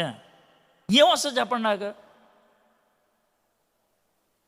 దేవుడని నమ్మరాళ్ళు సొల్లేసిపోతూ ఉంటారు అంతే. వాడు ఒకడుకో సెటప్, వాడు యెహోవా నా కాపరి, నాకు లేమి లేదని అంటాడు. నలుగురు బౌన్సర్లు తెచ్చుకుంటాడు. అరే నీకా కాపుదల లేదు, ఇంకేంద్ర ప్రసంగం చేసింది? ఎక్కడో ఊర్లో ఒక పెద్ద సెలబ్రిటీ స్పీకర్ నా పక్కన కూర్చొని ఉన్నాడు. సెకినాటిపల్లి లోదరం చర్చ్ మీటింగ్లో నా పక్కన కూర్చొని ఉన్నాడు. బ్రదర్, మీకు జగన్నాథపురంలో అటాక్ అయిందంటే? అవునండి అయిందని అన్నా. సరే రాత్రి కత్తి పట్టుకుని వచ్చారండి. వచ్చారు, పోవడానికి వచ్చారు. ఇక్కడే జగన్నాథపురంలో పోవడానికి వచ్చాను. అది దేవుడు కాపాడలేడు సార్, అందుకే సార్ 2 బౌన్సర్లు పెట్టుకుంటున్నాను అని అన్నాడు. ఆయన సైలెంట్గా ఉన్నాడు, ఆ పక్కనే ఉన్నాడు. ఆయన 2 నిమిషాల తర్వాత, సార్ మీరు ఎప్పుడైనా కీర్తనలు 23 మీద ప్రసంగం చేశారా అన్న? చేశాను సార్ చాలాసార్లు. చేయొద్దు, మానేసేయండి అన్న. పక్కనే ఉన్నాడు. అన్నాడు? యెహోవా నా కాపరి అనొద్దు, బౌన్సర్లే నా కాపరి, నాకు లేమి కలగదు. వాళ్ళ చేతిలో వాకీ టాకీ ఉండును, వాళ్ళు నన్ను కాపాడుదురు. నువ్వు ప్రసంగం చేసేదేమో యెహోవా నా కాపరి, నాకు లేమి కలగదనా? నువ్వు పెట్టుకునేది బౌన్సర్లనా? ఇలాంటి వాళ్ళండి మీరు పిలిచేది, ఇలాంటి వాళ్ళని. ఫలం దేవుడిస్తాడండి, ఫలం దేవుడిస్తాడు. నా జీవితంలో ఫలం దేవుడిస్తాడు. ఆ ఫలం దేవుడు నిర్ణయించింది. తన కాలమందు ఫలమిచ్చు చెట్టు వలె ఉంటాడు. ఎందుకని రాశాడు ఆ మాట? తన కాలమందు ఫలమిచ్చు చెట్టు వలె ఉంటాడని. నా ఫలం వచ్చినప్పుడు నీకు రాదేమో. జాంకాయలు వచ్చిన కాలంలో సపోటకాయలు రావు, సపోటకాయలు వచ్చినప్పుడు సీతాఫలకాయలు రావు. ఎవడి కాలం వాడిది? నీ కాలంలోకి వస్తాయి. అది విషయం. దాని టెన్షన్ పడేదే ఉంది. నీకు విజయాన్ని నేను ఇస్తా, నీకు ముందుకు తీసుకెళ్ళదు ఆయన ఉంటాడు. అప్పుడు యెహోషువతో ఇట్లను, చూడుము నేను ఎరుకోను దాని రాజుని పరాక్రమం గల శూరులను నీ చేతికి అప్పగించుచున్నాను. ఇశ్రాయేలీలు ఈ దేవుని వాగ్దానం నమ్మక కోపం తెచ్చుకొని కాలి చచ్చిపోయారు. ఈ వాగ్దానం నమ్మక కోపం తెచ్చుకొని కాలిపోయారు. ఎగ్జాంపుల్ చెప్పాలంటే కాదేశ్ బర్నియా అనే ఊరు వచ్చారండి. కాదేశ్ బర్నియా 14వ అధ్యాయంకి వచ్చాను నేను, సంఖ్యాకాండం. కాదేశ్ బర్నియా నుంచి కరెక్ట్గా 15 అడుగులు వేస్తే కనుక దేవుడు వాగ్దానం చేసిన దేశంలోకి వెళ్ళిపోతారు. జస్ట్ 15 అడుగులు, ఒక చిన్న కొండ ఉంటుంది, ఎక్కి దిగితే చాలు వెళ్ళిపోతారు. అరే వెళ్ళిపోండిరా బాబు ఇదే అని అంటే, సార్ మా భయం వేస్తుంది సార్ అన్నారు. అరే నేను ఇస్తున్నాను రా, అది మీకు ఇస్తున్నాను అని అంటే, అలా కాదులే కానీ మేము 12 మంది వేగులు వారిని పంపిస్తామని. అది దేవుడి ప్రయత్నం కాదు, ఏళ్ళ ఆలోచన. అంటే సరే వెళ్ళండి అన్నారు. వెళ్ళారు. 10 మంది ఏమో వచ్చి వణికేశారు. 2 మంది లేదు మనం గెలుస్తామన్నారు.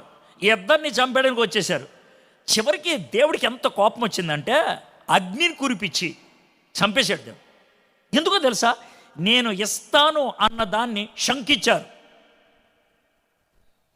నేను ఇస్తాను అన్నదాన్ని అనుమానించారు.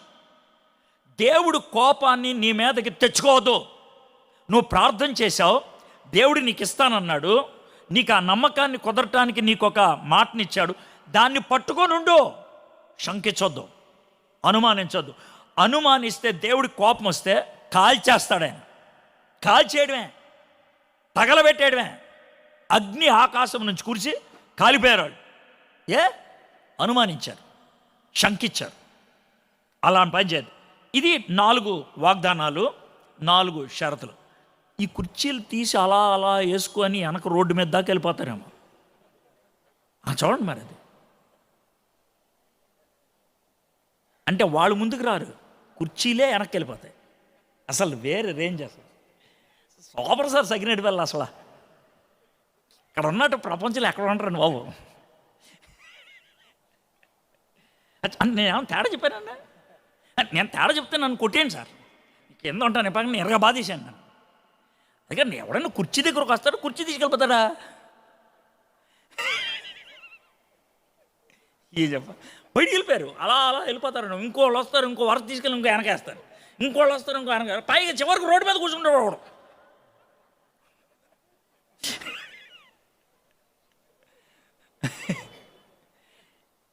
వాళ్ళు ఇప్పుడు ఏమనుకుంటుంది సార్, నేను ఏదో వాక్యం వినటానికి వస్తే నా మీద ఎటకారం వేసా, నేను ఎప్పటి నుంచి వాక్యం రా, నువ్వు రాకపోతే నాకు పోయేది ఏం లేదు, పోయేది నువ్వే. ముందుకు వచ్చి వాక్యాన్ని వినవచ్చు కదా. నేనేమన్నా కొడతానా, ప్రశ్నలు అడితేనా? ఏనండా ఇదేనండి. మరి ఇలాగ దేవుడి మీద ఇలాంటి తక్కువ చూపు ఉండే, ఇప్పుడు నేనే పవన్ కళ్యాణ్ అనుకో, వెనక్కేసుకుంటా కుర్చీ, వేసుకో, అస్సలు వేసుకో, తోసుకొని మరి ముందుకు వస్తావు. కోడిపందాలు అనుకోండి, వెనక్కేసుకో కుర్చీలు, తోసుకొని ముందుకు వస్తావు. వాక్యం అంటే వెనక్కి వెళ్ళిపోతావు. మరి నేను తేడా చెప్పానా? ఉన్న మాట చెప్తే ఉలికి ఎక్కువ అంట. అవడం చేస్తా. 4 వాగ్దానాలు ఇచ్చాడు. ఒకటి, నేను నీతో ఉంటా, అది మారదు. కానీ నువ్వు నాతో ఉన్నావా లేదా అనేది విషయం గుర్తుపెట్టుకోండి. మీ పక్కనోడితో దేవుడు ఉన్నాడేమో, మీతో లేడేమో. మీ పక్కనోడితో దేవుడు ఉన్నాడేమో, మీతో లేడేమో. ఎందుకు లేడు? నువ్వు ఆయనతో కనెక్షన్లో లేవేమో, లేదా ఆయనతో బ్లాక్లో పెట్టుకున్నామేమో, స్విచ్ ఆఫ్ చేసుకున్నామేమో. సెటరేట్ చేసుకో. అందుకే ఇలాంటి మీటింగులు పనికొచ్చేది. నెంబర్ 1. నెంబర్ 2, నీకు సమస్యలు వస్తాయి కాబట్టి నేను క్యాప్టెన్గా ఉంటా, నేను నీ ప్రభువుగా ఉంటా. I will be your lord, your governor. నువ్వు నాతో కనెక్షన్లో ఉండు, కమిట్ అయి ఉండు. 3వది, నేను ఇచ్చేటువంటి జాబ్ పవిత్రమైంది, నమ్మకంగా చేయి, శ్రేష్టంగా చేయి, ఎక్సలెంట్, ఇంటిగ్రేట్. ఈ 2. 4వది, విజయాన్ని నేనేస్తా, విశ్వాసంతో స్వీకరించు. విజయాన్ని నేనేస్తా, విశ్వాసంతో స్వీకరించు. ఆయన ఎప్పుడో ఇవ్వబోతున్నాడు, బహుశా 1 వారం రోజుల తర్వాత ఇస్తాడేమో ఎరుకో పట్టణాన్ని. కానీ ఏమన్నాడు తెలుసా? నేను ఇచ్చేసా, నేను నీకు డిస్పాచ్ చేశా, డెలివర్ అవ్వాలి నీకు, అంతే. నీకు డిస్పాచ్ చేశా, డెలివర్ అవ్వాలి. దేవుడు మనకి ఇస్తానన్నది డిస్పాచ్ అయిపోయిందేమో, డెలివరీ తీసుకోవాలి మనం. అది ఎలా ఉంటుందని నేను వీడియో పంపిస్తాను, కానీ మీరు వీడియో చూడలేరు. ఏం చేయాలి? దాన్ని డౌన్లోడ్ బటన్ నొక్కాలి, నెమ్మదిగా తిరిగి డౌన్లోడ్ అవుద్ది, అప్పుడు చూడాలి. Let's receive that. చాలా సందర్భాల్లో ఆ డౌన్లోడింగ్ టైంలోనే మనకు సమస్యలు వస్తాయి. పొద్దున్న అయ్యగారు చెప్తా ఉంటే, దానియేల్ గారి ప్రార్థన గురించి చెప్తా ఉంటే అనిపించింది. దానియేల్ గారు పాపం ఇర్మియా గారు రాసిన పుస్తకాన్ని తెప్పించుకున్నాడు, స్క్రాల్ చుట్ట తెప్పించుకున్నాడు, చదువుకుంటున్నాడు. ఆయన మొత్తం చదివేశాడు. చదివేస్తే మనోడికి బుర్రగొక్కున్నాడు. ఎందుకనంటే, ఇర్మియా గారు రాశారా, 70 సంవత్సరాల తర్వాత దేవుడు వెనక్కి తీసుకెళ్తాడంట. గబగబా క్యాలెండర్ లెక్కేసాడు. మేము ఎప్పుడు వచ్చాం? 609లో వచ్చాం. ఇప్పుడు ఎంత? 539. 609 నుంచి 539 తీస్తే 70 ఏళ్ళు అయిపోయినాయి. ఇక్కడ చెప్పింది 70 ఏళ్ళు అయిన తర్వాత ఎవరిని ప్రార్థన చేస్తే కనుక పని వద్దని అనుకొని మనోడు మూటముల్లి సర్దేసుకొని చెరువు పక్కేళ్ళు కూర్చొని ప్రార్థన చేయడం మొదలుపెట్టాడు. ఎవరు? దానియేల్ గారు. 22 రోజులు చేశాడంటే, 21 రోజులు ప్రార్థన. అప్పుడు దేవదూత గారు వచ్చారు. సార్ దానియేల్ గారు, ఏంటమ్మా దేవుడు పంపించాడు జవాబు, చాలా థ్యాంక్స్ అండి అని మొత్తం అంతా వాళ్ళిద్దరు మాట్లాడుకున్నారు. జవాబు ఏంటి తెలుసుకున్నాడు. మనోడు వెళ్ళిపోతున్నాడు. ఎవరో దేవదూత గారు, కొంచెం ప్రార్థన చేస్తారని నాకు అన్నాడు. అదేంటండి ప్రార్థన చేస్తుంటే? ఏం లేదండి బాబు, మీకు మాట చెప్తాను, కోపం తెచ్చుకోవద్దు. ఏంటిది? కోపం తెచ్చుకోవద్దు మరి చెప్తున్నా. చెప్పండి. యాక్చువల్గా మీరు ప్రార్థన చేశారుగా? చేశాను. ప్రార్థన చేసిన వెంటనే పెద్ద ఆయన నన్ను పంపించేశాడు. ఎవరో పెద్ద ఆయన పంపించేశాడయా. మరి ఇన్ని రోజులు పట్టిందా నీకు? ఇన్ని రోజులు పట్టిందే. అలాగా సార్, వస్తా ఉంటే ఆడు తలనొప్పాడు, గ్రీస్ దేశం రాజు, ఆడు ఆపేశాడు నన్ను. వాడు ఆపేసి నువ్వు వెళ్ళటానికి వీల్లేదన్నాడు. వాడితో ఫైటింగ్ చేస్తూ ఉంటే నీకు తట్టుకోలేకపోతే మా ఫ్రెండ్ వచ్చాడు, వాడు వచ్చి హెల్ప్ చేసి మొత్తానికి తప్పించుకొని వచ్చాను నేను. నాకు మధ్యలో డౌట్ వచ్చింది, అందుకే గట్టిగా ప్రార్థన చేశాను. అదే మీరు గట్టిగా ప్రార్థన చేశారు కాబట్టి పని అయింది. మీరు గట్టిగా ప్రార్థన చేయకపోతే వెనక్కి వెళ్ళి ఉండేవాడిని నేను. అవునా? మరి అది విషయం. ఇప్పుడు నేనేం చేయాలి? ఏం లేదు, వెనక్కి వెళ్తున్నాను కానీ మళ్ళీ ఆడు సతాయిస్తాడని కొంచెం ప్రార్థన చేయి. మీకు అర్థమైందా? ఇప్పుడు నేను మీకు ఎందుకు చెప్పాను? సరదాగా చెప్పాను కాదు. దేవుడు మనకి జవాబు పంపిస్తాడు, కానీ సాతాను రానివ్వడం. దాన్నే డెలివరీ ప్రాబ్లం అంటారు. సో ఇప్పుడు మనం చేయాల్సింది ఏంటంటే, జవాబు మన చేతిలోకి వచ్చేదాకా ప్రార్థన చేయాలి. ఎందుకని? డిస్పాచ్ అవుద్ది దేవుడి దగ్గర, మన దగ్గర డెలివరీ అవ్వదు. డిస్పాచ్ అవుద్ది, మన దగ్గర డెలివరీ అవ్వదు. ఏంటంటే మధ్యలో ఆడు ఆపేసాడు. ఇజ్రాయెల్ దేశానికి ఐరన్ డోమ్ వచ్చింది కదా, ఇప్పుడు ఇండియా వాళ్ళు కూడా తెచ్చుకుంటున్నారట దాన్ని. నరేంద్ర మోడీ వెళ్ళి చెప్తున్నాడు, India is my mother country, Israel is my father country అంటున్నాడు. మరి చిల్లర ఎక్కడ ఉంటారో తెలియదు మనకి. ఆయన అన్న డైలాగ్ సార్ అది. అది పరిస్థితి. అర్థమైందా? అయితే ఐరన్ డోమ్ ఉన్నది కదా, ఆ డోమ్ ఏం చేస్తుందంటే, ఏదైనా మిసైల్ వస్తే కూడా వాళ్ళు మిసైల్ మీద కొన్ని వేల డాలర్లు ఖర్చు పెడతారు. ఒక్క మిసైల్ని పడగొట్టడానికి వీడు ఖర్చు పెట్టేది $2 అంట. $2 అంటే ఏంటి తెలుసా? 180 రూపాయలు ఖర్చు పెట్టి లేపేస్తాడు అవతలని. ఆడు ₹1 కోటి పెట్టి ఒక మిసైల్ పంపిస్తే 180 రూపాయలతో లేపేస్తున్నాడు. 180, పచ్చి భాషలో 180 రూపాయలు అక్షరాల $2 అంట ఖర్చు అయ్యేది ఉన్న టెక్నాలజీ. సాతానుడు 180 కూడా కాదు, ₹10 వాడతాడు. వాడు ₹10 మిసైల్ ఉపయోగించి లేపేస్తాడు దేవుడి దగ్గర నుంచి వచ్చిందని. ఎప్పుడు? మనకు ప్రార్థన లేకపోతే. That is the importance of prayer. That is the importance of consistent prayer, persistent prayer. విడువక ప్రార్థన చేయటం, జవాబు వచ్చేదాకా ప్రార్థన చేయటం. నేను ఇచ్చా, నువ్వు పొందేదాకా ప్రార్థించాలి. ఈ 4 అష్యూరెన్సెస్ మన లైఫ్లో మర్చిపోవద్దు. నెంబర్ 1, దేవుడు మనతో ఉన్నాడు, మనం ఆయనతో కనెక్షన్లో ఉండాలి. నెంబర్ 2, ఆయన మన ప్రభు, మనం కమిట్ అయి ఉండాలి, ఆయనతో కనెక్షన్లో ఉండాలి. నెంబర్ 3, దేవుడిచ్చిన జాబ్ పవిత్రమైంది, పరిశుద్ధమైంది, నమ్మకంగా చేయాలి, శ్రేష్టంగా చేయాలి. నెంబర్ 4, ఫలము దేవుడిస్తాడు, మనం విశ్వాసంతో రిసీవ్ చేసుకోవాలి. ప్రార్థన చేద్దాం. మా దేవా, యెహోషువ ఎదుర్కొన్నటువంటి ఈ ఛాలెంజ్ నుంచి మాకు నేర్పించిన 4 లెసన్స్కి మీకు వందనాలు. Thank you so much. ఇవి మా అందరి జీవితానికి ఎప్పుడూ ఉపయోగపడతాయి. Help us to hold on to these 4 assurances. ఈ 4 అభయాల్ని మర్చిపోకుండా మేము ఎప్పుడు పాటించే వాళ్ళంగా ఉండగలటకు సహాయం చేయండి. ఈ సమయానికి మీకు వందనాలు చెల్లిస్తున్నాం ప్రభా.